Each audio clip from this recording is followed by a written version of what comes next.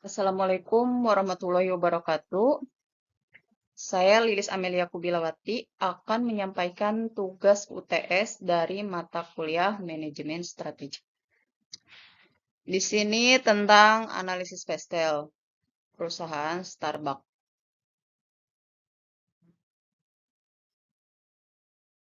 Yang pertama, pengenalan Starbucks. Starbucks adalah salah satu jaringan kedai kopi paling sukses di dunia. Dan perusahaan ini dimulai pada tahun 1971 di pasar Five Place Settle. Hanya memiliki satu toko dan pedagang kopi bubuk, rempah-rempah, teh, dan kacang utuh.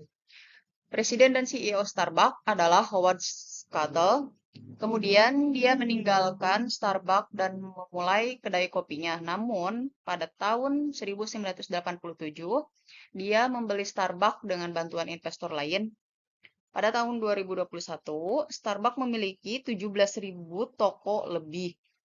Mereka memiliki toko di Kanada, Taiwan, Filipina, Australia, dan banyak lain. Selain kopi bubuk, teh, dan rempah-rempah, toko ini menawarkan lebih banyak lagi. Mereka menawarkan minuman seperti espresso, mug, sandwich, frappuccino, dan banyak lagi. Di sini ada faktor yang pertama, yaitu faktor politik. Faktor politik, pemerintah dan kebijakan terhadap Starbucks ini adalah yang pertama, integrasi pasar, yang kedua, dukungan pemerintah, yang ketiga, negara berkembang. Integrasi politik akan menjadi peluang bagus bagi bisnis kedai kopi. Faktor ini dapat membantu toko untuk tumbuh dan berkembang. Faktor lainnya adalah dukungan pemerintah. Pemerintah berperan besar dalam perkembangan Starbucks.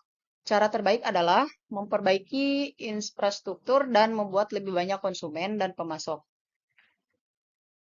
Negara berkembang adalah faktor lain yang perlu ditimbangkan. Negara yang stabil akan memungkinkan toko untuk mendapatkan lebih banyak konsumen dari toko. Dan yang kedua itu faktor ekonomi. Faktor ini menyangkut tren ekonomi dan kondisi yang mempengaruhi bisnis. Yang pertama, pertumbuhan di negara berkembang. Yang kedua, tingkat pengangguran. Yang ketiga, naiknya biaya tenaga kerja. Pertumbuhan negara-negara berkembang merupakan peluang bisnis kedai kopi. Toko dapat memiliki lebih banyak pendapatan dari pasar yang berbeda di seluruh dunia. Selain itu, tingkat pengangguran juga akan menurun, merupakan faktor yang baik. Artinya, semakin banyak konsumen yang dapat membeli produk dan jasa dari toko ini, selain itu, ancaman yang dapat dihadapi Starbucks adalah meningkatnya biaya tenaga kerja, itu karena dapat meningkatkan pengeluaran toko untuk bahan-bahannya. Dalam faktor ini, penting untuk mempertimbangkan kenaikan biaya tenaga kerja, tarif, dan negara. Dan yang ketiga yaitu faktor sosial. Faktor sosial ini akan mempengaruhi bisnis seperti yang pertama, tumbuhnya kelas menengah, yang kedua, menumbuhkan budaya kopi, dan yang ketiga, kesadaran kesehatan. Karena kelas menengah dan budaya kopi yang berkembang, ini akan menjadi peluang bagi Starbucks. Toko dapat memperoleh lebih banyak pendapatan berdasarkan pemerintahan kopi yang meningkat.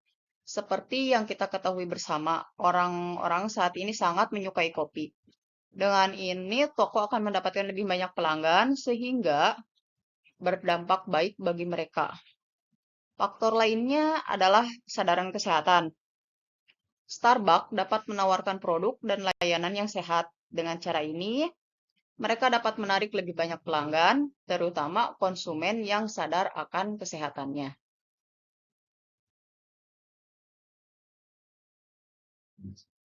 Dan yang keempat yaitu faktor teknologi.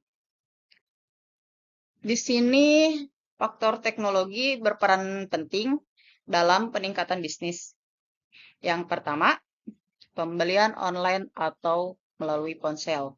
Yang kedua, teknologi untuk membuat kopi. Yang ketiga, mesin kopi untuk digunakan di rumah.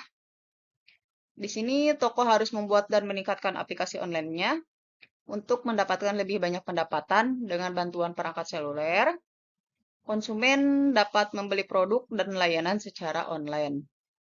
Faktor lainnya adalah teknologi pembuatan kopi. Pada bagian ini, petani memiliki peran penting. Pendiri atau pengelola usaha harus mengecek teknologi yang digunakan petani. Jadi, mereka akan tahu bagaimana teknologi itu bisa bekerja. Tapi, ada juga ancamannya, mesin kopi untuk digunakan di rumah. Ini dapat mempengaruhi bisnis dan mengurangi jumlah pelanggan. Starbucks perlu membuat solusi untuk faktor ini.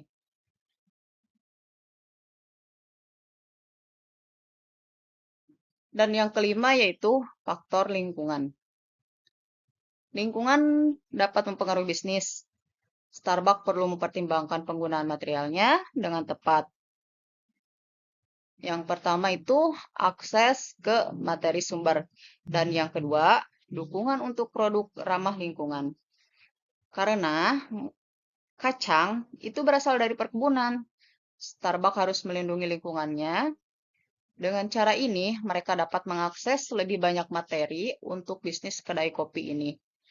Kesempatan untuk memiliki lebih banyak persediaan dan faktor lainnya adalah dukungan terhadap produk ramah lingkungan. Contohnya adalah bisnis dapat menggunakan lebih banyak bahan yang dapat didaur ulang.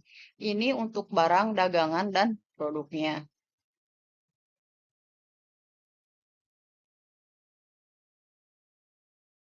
Dan yang terakhir yaitu faktor hukum atau legal. Faktor hukum adalah tentang peraturan dan hukum yang perlu diikuti oleh bisnis.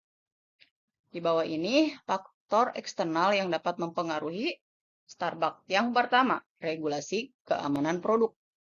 Dan yang kedua, meningkatkan peraturan ketenagakerjaan.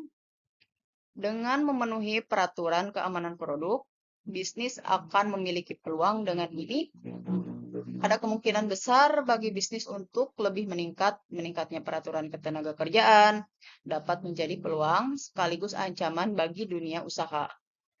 Di negara berkembang, hal ini mengancam akses bisnis kedai kopi ke pasar tenaga kerja. Ini juga termasuk harga biji kopi ke pasar tenaga kerja. Ini juga termasuk harga biji kopi. Selain itu, faktor ini dapat mempengaruhi bisnis melalui pengeluaran sumber daya manusia.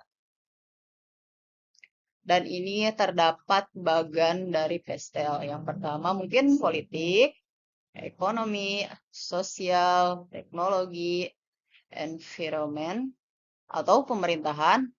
Dan yang terakhir itu legal atau hukum. Terima kasih. Sekian dari saya. Wassalamualaikum warahmatullahi wabarakatuh.